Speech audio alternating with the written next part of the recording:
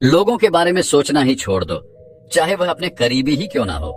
खुद पर ध्यान दो, खुद के ऊपर काम करो, खुद को कैसे बदलना है, इस विषय पर हम आज एक आपको कहानी सुनाएंगे। तो चलिए शुरुआत करते हैं। बहुत समय पहले की बात है। एक बहुत ही बुद्धिमान सन्यासी एक जंगल के पास अपनी कुटिया बनाकर रहा करता था। जो भी उनके पास अपनी समस्या लेकर आता, वह बहुत ही बुद्धिमानी से उसकी समस्या का समाधान निकाल देते। एक दिन वह वहीं पास के ही एक गांव में भिक्षाटन के लिए गए। जब वो भिक्षा मांगकर वापस लौट रहे थे, तो रास्ते में उन्हें एक युवा व्यक्ति ने रोक लिया और कहा, मैंने सुना है कि आप किसी भी समस्या को बड़ी बुद्धिमानी से सुलझा देते हैं। हालांकि मुझे तो ज्यादा विश्वास नहीं कि आप मेरी इस जटिल समस्या को सुलझा पाएंगे, लेकिन मैंने लोगों से आपकी बुद्धिमानी के बहुत से किस्से सुन रखे हैं। इसलिए मैं आपसे एक बात जानना चाहता हूँ कि हमें किसी भी काम में असफलता की घबराहट क्यों होती है, और हम अपने किसी भी लक्ष्य को असफलता के घबराहट के बिना कैसे प्राप्त कर सकते हैं। युवा व्यक्ति का यह प्रश्न सुन बौद्ध सन्यासी मुस्कुराए और बोले, मैं तुम्हारे इस प्रश्न का उत्तर जरूर दूंगा, और उसके बाद से तुम्हारी सारी घबराहट भी खत्म हो जाएगी। लेकिन उससे पहले तुम्हें मेरे साथ मेरी कुटिया तक चलना होगा। वह युवा लड़का उस सन्यासी की बुद्धिमत्ता को परखना चाहता था, इसीलिए वह कुटिया तक जाने के लिए तैयार हो गया। इसके बाद वह बौद्ध सन्यासी उस लड़के को अपने जंगल के पास बनी कुटिया में लेकर आए, लेकिन तब तक शाम हो चुकी थी, इसीलिए वह भोजन करके सो गए। अगले दिन जब वह उठे, तो बुद्धिमान सन्यासी ने उस लड़के से कहा, चलो आज मैं तुम्हें जंगल की सैर करा के लाता हूँ। और वह दोनों जंगल की तरफ निकल पड़े। कुछ देर बाद बुद्धिमान सन्यासी ने उस लड़के को एक गुफा दिखाई और कहा, चलो मैं तुम्हें उस गुफा की सैर कराता हूँ। लड़के ने कहा, हाँ चलिए, मुझे भी जंगल की गुफा देखने की काफी दिनों से इच्छा थी। इसके बाद वे दोनों गुफा के अंदर चले गए। गुफा के अंदर काफी अंधेरा था, लेकिन थोड़ी देर बाद बौद्ध सन्यासी चुपके से गुफा से बाहर निकल आए और उस गुफा के द्वार को बाहर से बंद कर दिया। उस लड़के ने गुफा के भीतर से बहुत आवाज दी कि मुनिवर कहाँ हैं आप, कहाँ चले गए, मुझे जवाब क्यों नहीं दे रहे। लेकिन बहुत देर तक कोई जवाब न मिलने के बाद वह घबरा गया और घबराकर गुफा के द्वार की तरफ भागा। जैसे ही वह गुफा की प्रवेश द्वार पर पहुंचा, वह हैरान रह गया। यह क्या, यहाँ तो किसी ने गुफा के द्वार को बाहर से बंद कर दिया है। अब मैं बाहर कैसे निकलूंगा। अब वह अकेले अकेले उस अंधेरी गुफा में काफी भयभीत और परेशान हो गया। वह सोचने लगा कि कहीं उस सन्यासी ने उसे मारने की योजना तो नहीं बनाई थी। अब वह गुफा में इधर उधर घूमकर बाहर निकलने का रास्ता ढूंढने लगा। वह गुफा में काफी देर तक इधर उधर भटकता रहा, लेकिन उसे बाहर निकलने का कोई रास्ता नहीं मिला। अब उसे जोरों की प्यास और भूख भी लग रही थी, इसीलिए वह शांत होकर एक जगह बैठ गया। तभी उसे एक सुरंग से सूर्य की रोशनी आती हुई दिखाई दी, और उस रोशनी आने वाली सुरंग तक पहुंचना बहुत ही कठिन था, क्योंकि चारों तरफ बस अंधेरा ही अंधेरा था, और वह सुरंग भी काफी ऊंचाई पर थी। पर फिर भी वह तुरंत उठा और अपनी सारी भूख प्यास को भूलकर अपना सारा ध्यान उस गुफा से बाहर निकलने पर लगा दिया। काफी मेहनत और प्रयास करने के बाद वह उस सूर्य की रोशनी आने वाली सुरंग तक पहुंच गया, और कुछ दूर तक उस सुरंग में ही ऊपर चढ़ता गया। तभी अचानक उसे वह सन्यासी हाथ आगे बढ़ाता हुआ दिखाई दिया। वह लड़का झट से उस सन्यासी का हाथ पकड़कर बाहर आ गया, और बाहर निकलते ही उस सन्यासी को गुस्से से चिल्लाकर कहा, मुनिवर आप पागल हो गए हैं, आप मुझे अंधेरी गुफा में अकेले छोड़कर आ गए। आपको पता है मैं कितना भयभीत हो गया था और मुझे कितने जोरों की प्यास लगी है। उस सन्यासी ने मुस्कुराते हुए उसे पानी दिया और कहा, अब मेरी बातों को ध्यान से सुनना। तुम इस गुफा के बाहर सिर्फ दो कारणों की वजह से निकल पाए, जिसने तुम्हें इस गुफा से बाहर निकलने के लिए मजबूर किया।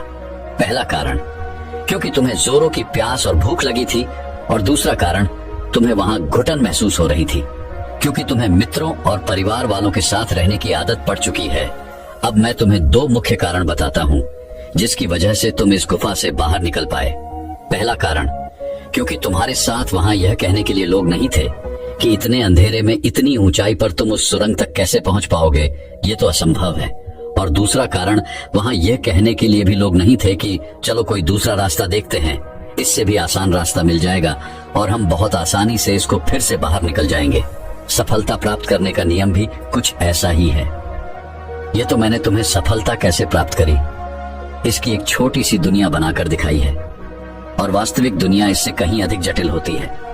वहां हमें सलाह देने के लिए बहुत से फालतू लोग मिल जाते हैं जो खुद तो कुछ कर नहीं पाए, लेकिन हमें ज्ञान देंगे कि यह मत करो, यह बहुत कठिन है, ये तुमसे ना हो पाएगा, इससे अच्छा तो तुम वह काम कर लो, उसमें तुम्हें निश्चित रूप से सफलता मिल जाएगी।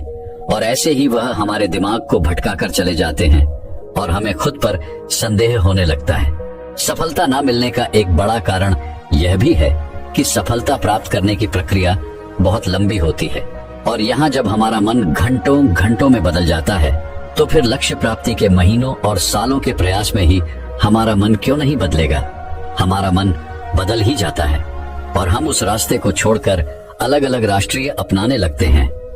गौतम बुद्ध अक्सर अपने शिष्यों से कहा करते थे कि परेशानियां हमें तभी दिखती हैं जब हमारा ध्यान हमारे लक्ष्य पर नहीं होता, और यह बात 100% सही है।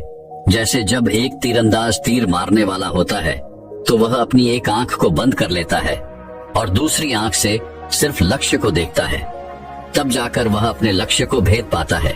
ठीक इसी प्रकार हमें सफलता का डर तभी लगता है जब हमारा ध्यान अपने लक्ष्य पर न होकर रास्ते पर आने वाली कठिनाइयों पर होता है। तुम इस गुफा से बाहर इसीलिए निकल पाए क्योंकि तुम्हें गुफा के अंदर सुरंग से आने वाली रोशनी के अलावा और कुछ दिखाई नहीं पड़ रहा था। अगर उस गुफा के अंदर प्रकाश होता तो तुम वहां के बड़े बड़े गड्ढों और कीड़े मकोड़ों को देखकर डर जाते और वहीं भटकते रह जाते। इसीलिए अपना सारा ध्यान केवल अपने लक्ष्य पर टिकाए रखो और आसपास क्या हो रहा है, लोग क्या बोल रहे हैं, उस पर ध्यान देना बंद कर दो। तुम्हारे मित्र और रिश्तेदार क्या कर रहे हैं, उन्हें सफलता मिली कि नहीं, ये सब देखना बंद कर दो और केवल खुद के काम पर ध्यान दो। फिर देखना कि जब तुम्हारा समय आएगा तो लोग खड़े होकर तुम्हारे लिए तालियां बजाएंगे। और इतना कहकर वह बुद्धिमान सन्यासी मौन हो गए। उस युवा लड़के ने कहा, मुनिवर आपने तो आज मेरी आंखें ही खोल दी। आपने कही हर एक बात में ही मुझे बुद्धिमानी नजर आई।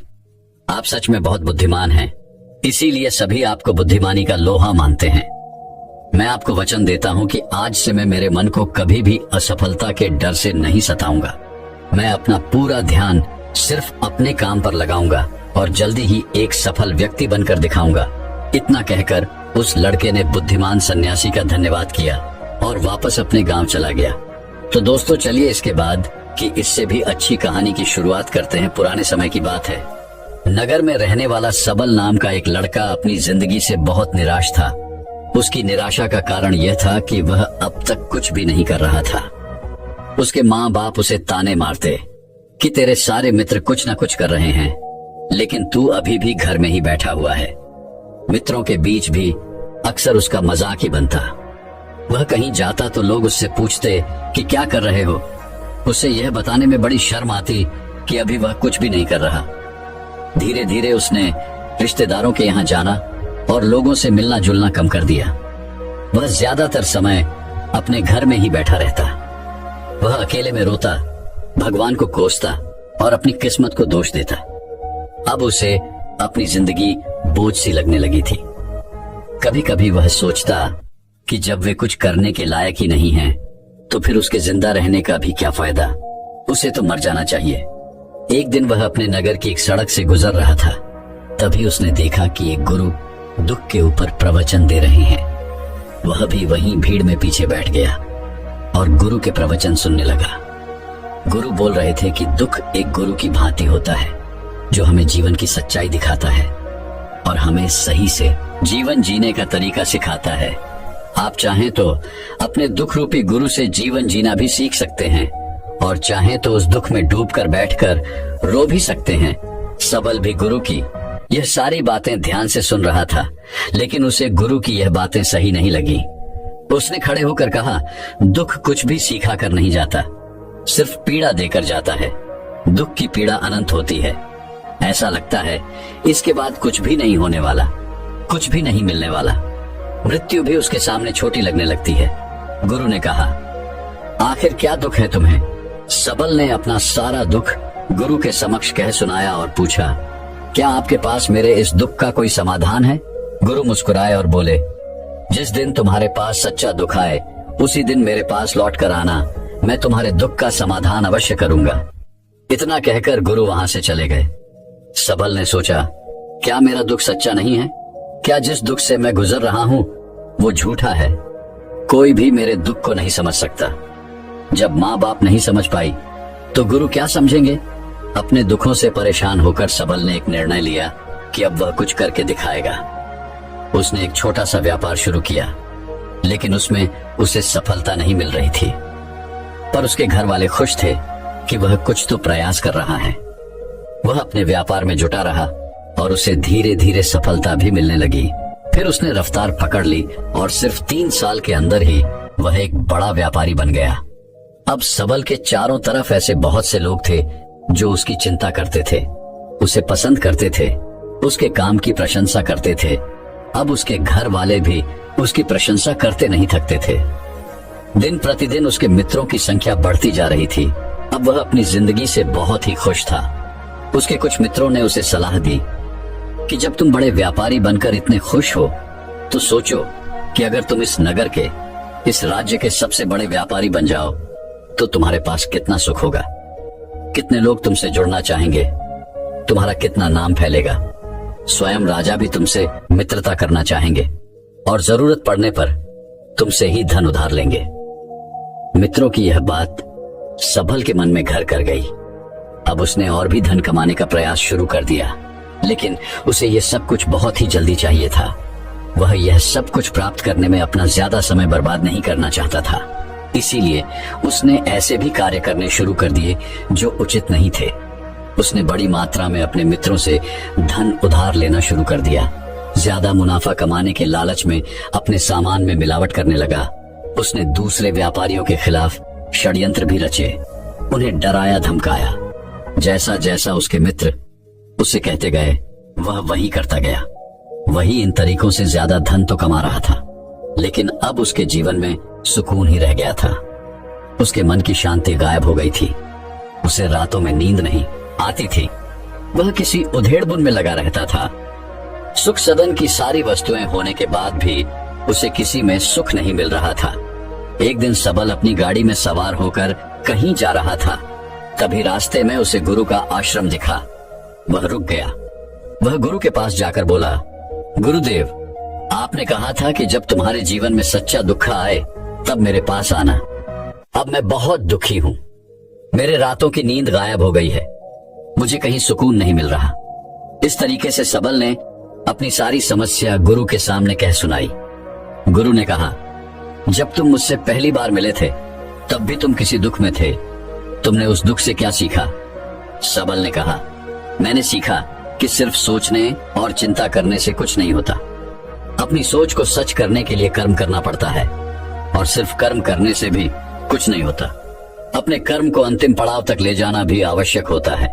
चाहे रास्ते में कितनी ही मुश्किलें आए, मन कितना ही निराश हो, कितना ही लगे कि अब आगे कुछ भी नहीं होने वाला, तब भी ये मानकर चलो कि मैं जो भी कर रहा हूँ उसमें सफल अवश्य होऊंगा। लोग सिर्फ सफल व्यक्ति को ही सम्मान देते हैं। फिर चाहे कोई कितना ही अच्छा क्यों ना हो, वह लोगों की नजरों में बोझ ही होता है। यह सब सुन गुरु मुस्कुराए और बोले, यह असली दुख नहीं है। जब तुम्हारे जीवन में असली दुख आए तब मेरे पास आना, मैं उसका समाधान अवश्य करूंगा। सबल ने जाते समय गुरु को सोने के सिक्कों से भरा एक घड़ा भेंट किया। घड़ा देखकर गुरु ने कहा, यह मेरे किसी काम का नहीं, इसे उस पेड़ के नीचे गड्ढा खोद कर दफना दो। सबल ने गुरु के कहे अनुसार घड़े को पेड़ के नीचे दफना दिया और वहां से चला गया। कुछ दिनों तक तो व्यापार अच्छी तरक्की कर रहा था, लेकिन गलत व्यापार की वजह से ही धीरे धीरे उस व्यापार में घाटा होने लगा। उसकी सारी धन संपदा धीरे धीरे खत्म होने लगी और एक दिन ऐसा आया जब उसके पास कुछ भी नहीं बचा और वह कर्जे से भर चुका था। लेकिन वह निश्चिंत था क्योंकि उसने सारा कर्ज अपने मित्रों से ही लिया था। वह सोचता था कि उसके मित्र बुरे समय में उसका साथ देंगे, लेकिन ऐसा कुछ भी नहीं हुआ। बुरा समय आते ही मित्रों ने ही सबसे पहले अपना उधार मांगना शुरू किया और उधार वापस न करने पर जान से मारने की धमकी भी दी। उसके शुभ चिंतक, उसे चाहने वाले सब उससे दूर हो गए। उसके वो मित्र जो उसके साथ मौज मस्ती किया करते थे अब उससे दूर भागने लगे। उसके परिवार वाले उसे उसकी गलतियां और कमियां गिनाने लगे। उसकी सारी संपत्ति नीलाम हो गई और उसके पास कुछ भी नहीं बचा। उसने अपने पिता से सहायता मांगी तो पिता ने कहा, मेरे पास यह थोड़ी सी ही संपत्ति है, अगर मैं यह भी तुम्हें दे दूंगा तो तुम्हारी माँ को कहाँ रखूंगा? यह संपत्ति ही हमारा आखिरी सहारा है। सबल के भीतर बहुत गहरा दुख था। उसके आसपास ऐसा कोई भी नहीं था जो उसके दुख को समझ सके, उसे संभाल सके। लोगों से मिले इस धोखे और विश्वासघात की वजह से ही वह अंदर तक टूट गया। उसे लगने लगा, अब जीने का क्या मतलब? अब तो मृत्यु ही एकमात्र सहारा है। वह आत्महत्या करने एक पहाड़ी की तरफ जा रहा था कि तभी उसे याद आया, गुरु ने कहा था, जब तुम्हारे जीवन में असली दुख आए तब मेरे पास आना। सबल गुरु के पास गया और अपना सारा दुख कह सुनाया। वह आंखों में आंसू भरकर बोला, मेरे इस दुख का समाधान कीजिए गुरुदेव। गुरु ने कहा, जब तुम्हारे जीवन में असली दुख आए तब मेरे पास आना, मैं उसका समाधान अवश्य करूंगा। सबल ने कहा, अभी जो मेरे जीवन में घट रहा है वह दुख नहीं है। आखिर असली दुख होता क्या है गुरुदेव? गुरु ने कहा, सबसे पहले तुम यह बताओ कि तुमने अपने इस दुख से क्या सीखा? सबल ने कहा, मैंने सीखा कि जो लोग हमारी सफलता, हमारी तरक्की की वजह से हमारे जीवन में आए हैं वह हमें धोखा अवश्य देंगे, क्योंकि वह बुरे समय में हमारे साथ खड़े नहीं होंगे। वह केवल अच्छे समय में हमारा फायदा उठाएंगे और बुरे समय में छोड़कर चले जाएंगे। भरोसा केवल उन्हीं लोगों पर करना चाहिए जो हमारे बुरे समय में, असफलता के समय में हमारे साथ खड़े रहते हैं। लेकिन ऐसे लोग बहुत ही कम होते हैं, पर जिसके पास होते हैं उन्हें उनकी कद्र करनी चाहिए, उनका अपमान नहीं करना चाहिए। मैंने यह भी सीखा कि कभी किसी के खिलाफ षड्यंत्र नहीं करना चाहिए। ईमानदारी और धैर्य के साथ अपना काम करना चाहिए और कभी लालच नहीं करनी चाहिए। अपना सारा दुख और अनुभव बताने के बाद सबल आंखों में आंसू भरकर गुरु के सामने बैठा रहा। थोड़ी देर बाद गुरु उठे और उस पेड़ के नीचे गड्ढा खोदकर वह घड़ा बाहर निकाला जो सोने के सिक्कों से भरा हुआ था और उस सबल को दे दिया और कहा, जब तुम्हारे जीवन में असली दुख आए तब मेरे पास आना। सबल ने गुरु को धन्यवाद दिया और उन्हें प्रणाम कर वहां से चला गया। उसने उस घड़े से एक छोटा व्यापार शुरू किया और वह एक छोटा व्यापारी बनकर भी खुश था। उसने पूरी लगन और ईमानदारी से व्यापार किया। देखते ही देखते वह अपने नगर का फिर एक बड़ा व्यापारी बन गया। उसका जीवन खुशियों और सुविधाओं से भर गया। लेकिन कोई कितना भी अच्छा हो, कितना भी अच्छा काम करे, दान करे, लोगों की मदद करे, लेकिन जीवन में दुख तो आता ही है। तो सबल के जीवन में भी दुख आया। उसके माता पिता एक ही दिन में मृत्यु को प्राप्त हो गए। सबल अपने माता पिता से बहुत प्रेम करता था, इसलिए उसे उनकी मृत्यु से बहुत गहरा आघात पहुंचा। वह उन दोनों के पार्थिव शरीर को शमशान घाट ले गया जहां उनकी अंतिम क्रिया की गई। वहां उसने अपने माता पिता के शरीर को जलते हुए देखा तो उसका मन बेचैन हो गया। उसके अंदर बहुत से प्रश्न उठने लगे।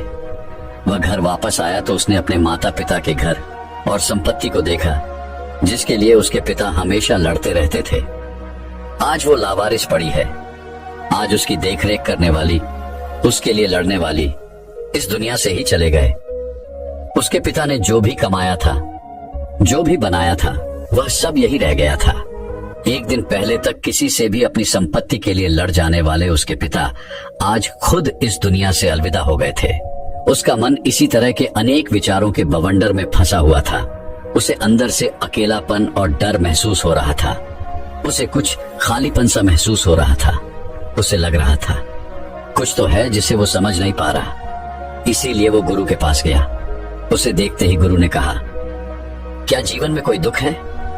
सबल ने कहा, वैसे तो जीवन में कोई दुख नहीं है गुरुदेव, सब सुख है, सब अच्छा चल रहा है। लेकिन आज मेरे माता पिता की मृत्यु हो गई। इस घटना से मेरा मन बहुत दुखी और बेचैन है। गुरु ने कहा, इसमें दुखी होने वाली कौन सी बात है? एक दिन तो सभी के प्रियजनों को मरना ही है। हमेशा जीवित न तो कोई रहा है और न ही कोई रहेगा। एक दिन तो तुम्हें भी मरना ही है। हो सकता है कल ही मर जाओ या आज भी मर सकते हो। सबल ने कहा, यह आप क्या कह रहे हैं गुरुदेव कि मैं भी मर जाऊंगा? पर मैं तो अभी जवान हूँ। गुरु ने कहा, इस भ्रम में तो सभी जी रहे हैं कि मृत्यु दूसरों को आती है, बूढ़ों को आती है, लेकिन बूढ़ों के सामने ही जवान मर जाते हैं, बच्चे मर जाते हैं। मृत्यु का किसी की उम्र से कोई संबंध नहीं, यह तो सबको अपना शिकार बना लेती है। गुरु की यह बातें सबल के मन में घर कर गई और वह चुपचाप वहां से चला गया। लेकिन उसका मन अभी बेचैन था, अब भी अशांत था। वह कुछ खालीपन सा महसूस कर रहा था। वह पूरे दिन अपने बारे में ही सोचता रहता कि वह कौन है, इस दुनिया में क्यों आया है, क्या सिर्फ चीजों का प्रयोग करना और मरना ही जीवन का लक्ष्य है। ऐसे ही बहुत से प्रश्न उसके मन में लगातार उठ रहे थे, लेकिन उसे अपने किसी भी प्रश्न का उत्तर नहीं मिल पा रहा था और उसका दुख दिन प्रतिदिन बढ़ता जा रहा था। इसीलिए कुछ दिनों बाद वह फिर गुरु के पास पहुंचा और बोला, गुरुदेव, मैं बहुत दुखी हूं क्योंकि मैं यह नहीं जान पा रहा कि मैं कौन हूं और इस दुनिया में क्यों आया हूं। यह सुन गुरु मुस्कुराए और बोले, आज पहली बार तुम्हारे जीवन में सच्चा दुख पैदा हुआ है। वास्तव में यही है जो दुख कहलाने के लायक है कि हमें पता नहीं कि हम कौन हैं, क्यों आए हैं, क्या करना है, कैसे करना है। सबल ने कहा, गुरुदेव, मेरे इस दुख का समाधान कीजिए। गुरु ने कहा, हम सभी इंसान जीवन भर क्या इकट्ठा करते रहते हैं। सबल ने कहा, हम सभी इंसान जीवन भर धन, संपत्ति, मान सम्मान, परिवार, मित्र, पद प्रतिष्ठा इत्यादि इकट्ठा करते रहते हैं। गुरु ने कहा, क्या इन इकट्ठा की हुई सभी चीजों में से एक भी चीज हम अपने साथ ले जा सकते हैं। सबल ने कहा, नहीं गुरुदेव, इनमें से कुछ भी साथ नहीं जाता। मेरे माता पिता के साथ भी कुछ नहीं गया, सब तो यही छूट गया, घर, परिवार, संपत्ति, सब कुछ। गुरु ने कहा, अब मेरी बातों को ध्यान से सुनना। इस दुनिया में हमें जो इकट्ठा करना चाहिए वो तो हम कभी इकट्ठा करते ही नहीं। चीजें हमारे सामने ही होती हैं, लेकिन हम उन्हें देखने का प्रयास ही नहीं करते। इस दुनिया में हमें जिस चीज को इकट्ठा करना है वह हम खुद हैं। हमें खुद को ही इकट्ठा करना है ताकि जब मृत्यु हो तो हम एक हो सके और स्वयं को पहचान सके। हम भीतर से बटे हुए हैं, प्रेम में, नफरत में, क्रोध में, जलन में, क्रूरता में, धन में, संपत्ति में, पद में, प्रतिष्ठा में, मान में, पहचान में, धर्म में, जाति में। ऐसे ही सैकड़ों हजारों चीजों और वासनाओं में हम बटे हुए हैं। हम टुकड़ों में जीवन जी रहे हैं। इस बंटवारे की वजह से हमारी चेतना कभी एक नहीं हो पाती। हमारी चेतना शक्ति बिखर गई है, इसलिए हमारे पास इतना भी समय नहीं है, इतनी भी ऊर्जा नहीं है कि हम मुड़कर एक बार अपने भीतर देख सकें। वास्तव में जिस धन की कमी, सुविधाओं की कमी, मान सम्मान की कमी को लोग दुख समझते हैं और जीवन भर उसे दुख दुख बोलकर रोते रहते हैं और उनका समाधान खोजने का प्रयास करते रहते हैं, उन्हें उसका समाधान कभी मिलेगा ही नहीं, क्योंकि जिन्हें लोग दुख कहते हैं वो असली दुख है ही नहीं। वो तो सिर्फ इंसान की चाहत है, उसकी इच्छा है, जिसकी पूर्ति कभी नहीं की जा सकती। इसीलिए यहाँ व्यक्ति को ऐसे दुखों का कभी समाधान मिला ही नहीं। इसीलिए इन सब के ऊपर अगर अपने दुखों का परम समाधान चाहिए तो सबसे पहले अपने आप को इकट्ठा करो, अपनी ऊर्जा को इस संसार से वापस खींचो और एकत्रित करो। अपने ऊपर ध्यान दो, खुद पर ध्यान लगाओ। मृत्यु से पहले ही अपने आप को पहचान लो, ऐसे ही बिखरे हुए मत चलो। सबल ने कहा, तो क्या गुरुदेव हमें ये संसार छोड़ देना चाहिए, अपनी सभी इच्छाओं को मार देना चाहिए, किसी से प्रेम नहीं करना चाहिए, धन संपत्ति नहीं इकट्ठा करनी चाहिए, मान सम्मान की आशा छोड़ देनी चाहिए? गुरु ने कहा, एक बिखरे हुए मनुष्य के अंदर से कामनाएं, इच्छाएं और वासनाएं ऐसे ही निकलती हैं जैसे पहाड़ से कोई पत्थर गिर रहा हो, जिस पर पहाड़ का कोई नियंत्रण नहीं है सिवाय देखने, परेशान होने और कुछ होने के। इसी प्रकार एक बिखरे हुए मनुष्य की इच्छाएं अनियंत्रित और दुखदायी होती है। उसका अनियंत्रित मन कुछ भी इच्छाएं और कल्पनाएं करता रहता है और दुखी होता रहता है। लेकिन जब व्यक्ति एकत्रित हो जाता है तो वह जो भी करता है सब उसके नियंत्रण में रहता है। तब इच्छाएं भी उसकी इच्छा से निकलती हैं। सबल ने कहा, गुरुदेव आपने मेरे सच्चे दुख का समाधान कर दिया, आपका बहुत बहुत धन्यवाद। आज से मैं खुद को एकत्रित करने का प्रयास करूंगा। गुरु ने कहा, मानो शरीर में बहुत ऊर्जा है, बहुत शक्ति है और यह बेकार के कामों में भटक रह गई है, पृथ्वी की चीजों में लगी रहती है। यह ऐसा ही है जैसे कि एक अत्यंत शक्तिशाली मशीन किसी बच्चे के हाथों में दे दी गई हो और वह बिना सोचे समझे, बिना किसी नियंत्रण और जानकारी के बस इसकी शक्ति को कहीं भी बर्बाद कर रहा हो। इसीलिए अपने चेतना की शक्ति पर ध्यान दो और इसे एकत्रित करो। सबल को अपने प्रश्नों का उत्तर मिल चुका था। उसने गुरु का धन्यवाद किया और चुपचाप वहां से चला गया। दोस्तों, मैं उम्मीद करता हूँ कि यह कहानी सुनने से आपके जीवन में अच्छे बदलाव आए होंगे। आपको इस वीडियो से क्या सीखने मिला, ये कमेंट करके जरूर बताएं और अपने परिवार, दोस्तों या आपके करीबी इंसान के साथ ये कहानी शेयर करके उन्हें भी इस ज्ञान से परिचित करवाएं। बाकी अगर आपको ये वीडियो दिल से अच्छी लगी हो तभी इस वीडियो को लाइक कर देना और आपने अब तक इस चैनल को सब्सक्राइब न किया हो तो चैनल को सब्सक्राइब भी जरूर कर देना। आपका हर दिन शुभ हो और खुशियों से आपका जीवन भरा रहे। धन्यवाद। नमो बुद्धाय।